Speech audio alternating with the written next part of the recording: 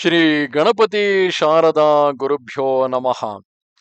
ಕೂಜಂತಂ ರಾಮ ರಾಮೇತಿ ಮಧುರಂ ಮಧುರಾಕ್ಷರಂ ಆರುಹ್ಯ ಕವಿತಾ ಶಾಖಂ ವಂದೇ ವಾಲ್ಮೀಕಿ ಕೋಕಿಲಂ. ಶ್ರೋತೃಗಳಿಗೆ ಶ್ರೀ ಚಾಮರಾಜೋಕ್ತಿ ವಿಲಾಸವೆಂಬ ಕನ್ನಡ ರಾಮಾಯಣದ ಬಾಲಕಾಂಡದಲ್ಲಿ ಸಪ್ತ ಮರುತ್ತುಗಳ ವೃತ್ತಾಂತವೆಂಬ 47ನೆಯ ಅಧ್ಯಾಯಕ್ಕೆ ಸ್ವಾಗತ. ವಿಶ್ವಾಮಿತ್ರರು ವಿಶಾಲ ನಗರದ ವೃತ್ತಾಂತವನ್ನು ಶ್ರೀರಾಮಚಂದ್ರನಿಗೆ ಹೇಳುತ್ತಾ, ಅದೇ ಕ್ಷೇತ್ರದಲ್ಲೇ ಹಿಂದೆ ಪೂರ್ವಕಾಲದಲ್ಲಿ ಕೃತಯುಗದಲ್ಲಿ ದಿತಿದೇವಿಯು ತನ್ನ ಮಕ್ಕಳನ್ನು ಕಳೆದುಕೊಂಡಿದ್ದಾಗ ಇಂದ್ರನನ್ನು ಗೆಲ್ಲುವಂತಹ ಪುತ್ರನನ್ನು ಪಡೆಯಬೇಕೆಂದು 1000 ವರ್ಷಗಳ ಕಾಲ ಶುದ್ಧಳಾಗಿ ಶುಚಿಯಿಂದಲೇ ತಪಸ್ಸು ಮಾಡಿದ್ದಳು. ಒಂದೇ ಒಂದು ಕ್ಷಣದಲ್ಲಿ, ಅದು ಹಗಲಿನಲ್ಲಿ ನಿದ್ರಾಸಕ್ತಳಾಗಿ ತಲೆಯನ್ನು ಇಡುವ ಕಡೆ, ಅಂದರೆ ಆ ದಿಂಬಿನ ಮೇಲೆ ಕಾಲನ್ನಿಟ್ಟುಕೊಂಡು ತನ್ನ ಕಾಲನ್ನಿಡುವ ಕಡೆ ತಲೆಯನ್ನಿಟ್ಟುಕೊಂಡು ಮಲಗುತ್ತಾಳೆ. ಇದೇ ರೀತಿಯಾಗಿ ಉತ್ತರಾರ್ಧಗೋಳದಲ್ಲಿ ಇರುವವರು ಉತ್ತರ ದಿಕ್ಕಿಗೆ ತಲೆ ಹಾಕಿ ಮಲಗುವುದು ಅಥವಾ ಪಶ್ಚಿಮ ದಿಕ್ಕಿಗೆ ತಲೆ ಹಾಕಿ ಮಲಗುವುದು ಕೂಡ ಅಶುಚಿ ಎಂದು ಭಾವಿಸಲಾಗುತ್ತದೆ. ಅದೇ ರೀತಿಯಾಗಿ ಕೂತಲ್ಲಿಯೇ ತೂಕಡಿಸುತ್ತಾ ತಲೆ ಬಾಗಿಸಿದಾಗ ಹೆಣ್ಣು ಮಕ್ಕಳ ತಲೆಗೂದಲು ಕಾಲಿಗೆ ತಗುಲಿದರೆ ಅದನ್ನು ಅಶುಚಿ ಎಂದು ಭಾವಿಸಲಾಗುತ್ತದೆ.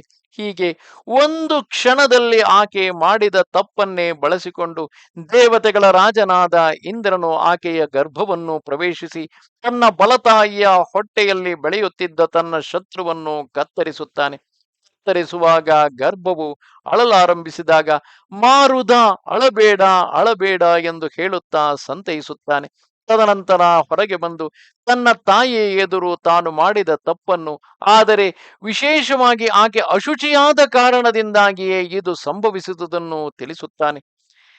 ಆಮೇಲೆ ದಿತಿಯು ತನ್ನ ಗರ್ಭವು 7 ಭಾಗವಾಗಿ ಕತ್ತರಿಸಿ ಹೋದುದಕ್ಕಾಗಿ ಅತ್ಯಂತ ದುಃಖಿತಳಾಗಿ, ಎಲೈ ದೇವೇಂದ್ರನೇ, ಈ ಗರ್ಭವು ನನ್ನ ಅಪರಾಧದಿಂದಲೇ 7 ಭಾಗಗಳಾಗಿ ನಿಷ್ಫಲವಾಗಿತ್ತಲ್ಲದೆ ನಿನ್ನಲ್ಲಿ ಅಪರಾಧವಿಲ್ಲ.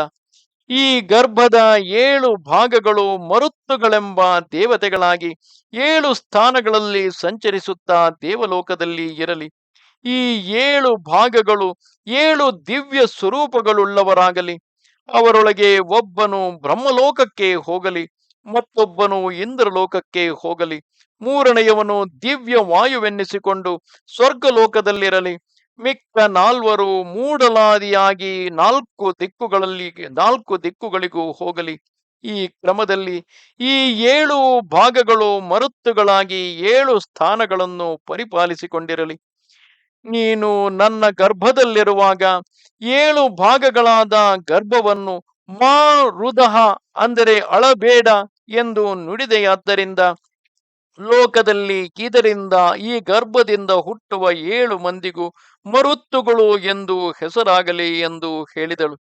ದೇವೇಂದ್ರನು ತನ್ನ ಬಲತಾಯಿಯಾದ ದಿತಿಯ ಮಾತನ್ನು ಕೇಳಿ ಕೈಮುಗಿದುಕೊಂಡು, ತಾಯೇ, ನಿನ್ನ ಗರ್ಭದಲ್ಲಿ ಜನಿಸುವ 7 ಮಂದಿಯು ಮರುತ್ತುಗಳೆಂಬ ಹೆಸರಿನಿಂದ 7 ಸ್ಥಾನಗಳನ್ನು ರಕ್ಷಿಸಿಕೊಂಡಿರಲಿ ಎಂದು ಹೇಳಿ ಕೃತಕೃತ್ಯನಾಗಿ ಸ್ವರ್ಗಲೋಕಕ್ಕೆ ಹೋಗಿ ಸುಖದಿಂದ ಇದ್ದನು.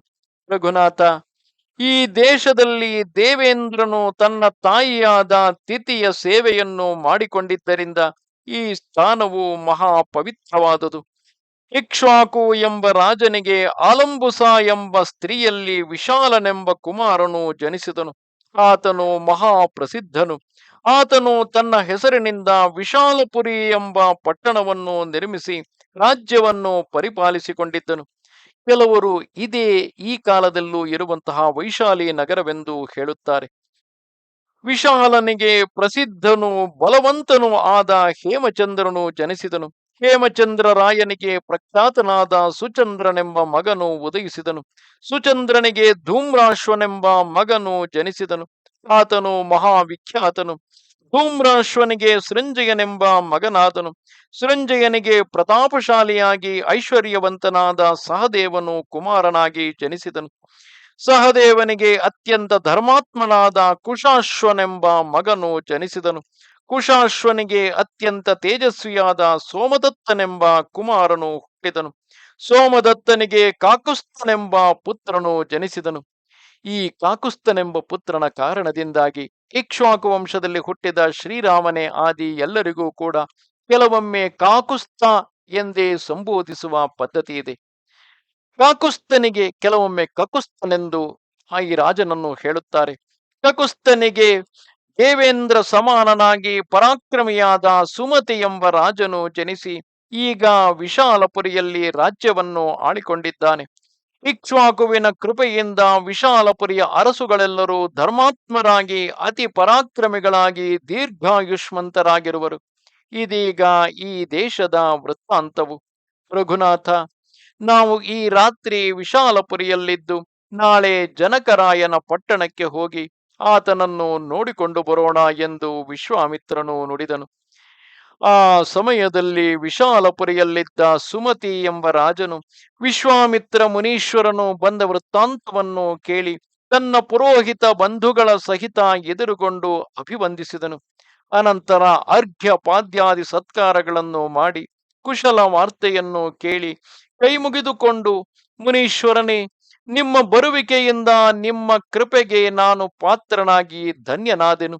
ನೀವು ನನ್ನ ದೃಷ್ಟಿಗೋಚರರಾದ ಕಾರಣ ಲೋಕದಲ್ಲಿ ನನ್ನಂತಹ ಪುಣ್ಯಾತ್ಮನಿಲ್ಲ ಎಂದು ನುಡಿದು ಅತಿಥಿ ಸತ್ಕಾರಗಳನ್ನು ಮಾಡಿದನು. ನಮಸ್ತೆ ಶಾರದೆ ದೇವಿ, ಕಾಶ್ಮೀರ ಪುರವಾಸಿನಿ, ತ್ವಾಮಹಂ ಪ್ರಾರ್ಥಯೇ ನಿತ್ಯಂ, ವಿದ್ಯಾದಾನಂಚ ದೇಹಿಮೆ. ನಮಸ್ಕಾರ.